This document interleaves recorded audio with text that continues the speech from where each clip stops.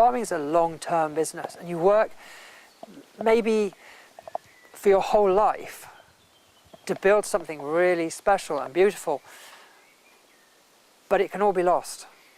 And so what we want to do is protect in perpetuity Rush Farm. That's the important thing. The solution is community trust ownership rather than private ownership. The community trust has set objects which are fixed. So if you invest, you've bought into those objects. And if you die, your shares get handed down. So your family carries on supporting those objects, but the trust keeps going. That's the important thing. And because the business park is included, there's a 5% return, and this makes financial sense as well as social and environmental sense too.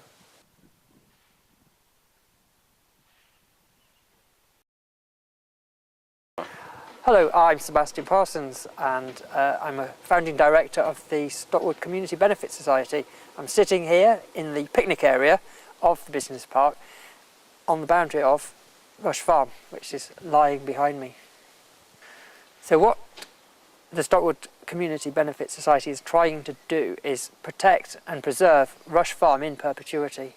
That's, for us, it's very important organic biodynamic farm, which after 6 or 7 years of working intensively has been recognised by Natural England as an exemplar of biodiversity and working in harmony with nature. Well, the Stockwood Community Benefit Society is raising money to purchase the farm and business park from private individuals and put it into community ownership. A large group of people, a host of people, the local community and nationally, people who share the objectives of this project. The key people founding this project are Adrian Parsons, who's actually my father. He farms the farm and runs the business park, and Martin Large, he is the founder and chief executive of the Biodynamic Land Trust, who do projects to preserve and protect land all over the country. We've also got 2 other directors, Simon Cutter and Gay Donaldson, both with backgrounds in organic agriculture, business, entrepreneurship, and working with capital in alternative ways and working with the community. And we have a company secretary, who's Alison King, who helps us with the administration and keeping our I's dotted and our T's crossed. Before the project actually launched, we had support from Biodynamic Land Trust, £150,000, and since we've started, we've got support from another fund which will match whatever we get invested up to the first $250,000. The thing is, we need members of the public to engage with this. We need the community around us to join in. We need the business park tenants to actually invest. We need the people who work here to join in, the people who live around here to join in, the people who understand what we're trying to achieve and want to support it. We need them to join in as well. And it's flexible, so you can invest from £100 up to £20,000 each. Now the £100, that's really about a gift, because these shares are a little bit precious. They represent something good happening in the world. And once you've become a member, once you've purchased a share, or once you've given the shares to somebody, they're part of it. They're a member of it. So they've got a say in what happens, and they can come here and they can walk across the land. It's partly theirs. Well, the first thing, the most important thing, is the members who buy shares and get 5% return on that investment. That funding is crucial, and it's actually possible, and we want to fund the whole purchase with membership income, with membership capital that's injected. But there is obviously the opportunity to borrow, and we can borrow from private individuals and we can borrow from banks. So basically we've got to fund £2.5 million purchase price, and we've got to do that through layers. So we're looking to raise £500,000 in the first instance, and we want £1 million of membership income. Then the banks fill in the rest. But then over the course of time, we want to replace all of the bank loan with real people. One really important thing about this project is it's It's not exclusive, it's inclusive. You don't need a big budget. The minimum investment is £100, and a lot of people are actually buying the £100 investments or £500 investments and giving them away as presents to their children, their grandchildren. It's a way of doing something for the long term. I mean, the £100 after 5 years, compound interest, is £127. Yeah, it's great. This place isn't going anywhere. This trust is here for the long term. So it's worth doing that. If that's what you can afford, it's worth doing. But if you do want to invest in a substantial way, then there is an upper limit for the members. That's £20,000. If you're really serious, then if you want to invest more than that, if you've become a member, it's possible to make a loan. So let me know. The members are the owners.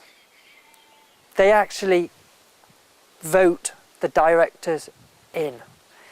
So if the directors aren't living up to the expectations of the members, then the members can put a new board in. It's community owned, and it's a cooperative underneath, which means it's one person, one vote. So no matter how much somebody's invested, they've got one vote. You're a co-owner. You're part of the team, and you're part of all of the things that are going on here. Obviously, people are putting money in as I speak, but that money isn't going anywhere until the deal is done. It's sitting in an account. It's ring-fenced. If the deal doesn't go ahead, it gets paid back. It's that simple. If the deal does go ahead, then you've become the co-owner. You're part of the Stockwood Community Benefit Society. 5% is basically the return on the rent from the business park is 8% minus 3% for us to develop the project in perpetuity. So the 5% is your share as an owner of the income from the rent. This isn't a bank, it's an investment. If the rent isn't there, then the interest can't be paid, but the business park is fully let. The letting history is on the website. At the peak of the recession, there were 3 voids, 4 voids. It actually is a very beautiful business park. And there's 19 tenants, 27 units. Most of the time, tenants are taking a different unit when they grow, or maybe they've shrunk, so they take another unit. So occasionally we bring new people in, but most of the movements of tenants are the same people readjusting as their businesses develop and grow. The thing with this project is it's an ethical investment, but it's diverting mainstream money. So we've got a normal business park and normal tenants. It's just the same as any other rural business park. But by working in a different way with the asset, 2 things. First of all, we're diverting the income and using it for positive, ethical, environmental benefit.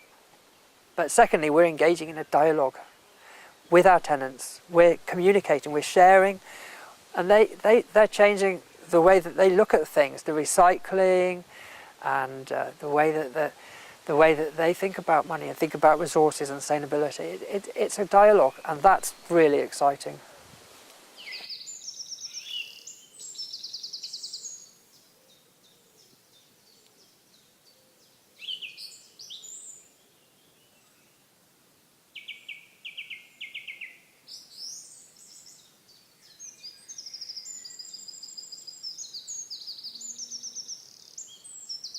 Go to the website, read about it, check out that it makes sense, have a think, and then invest. Thank you.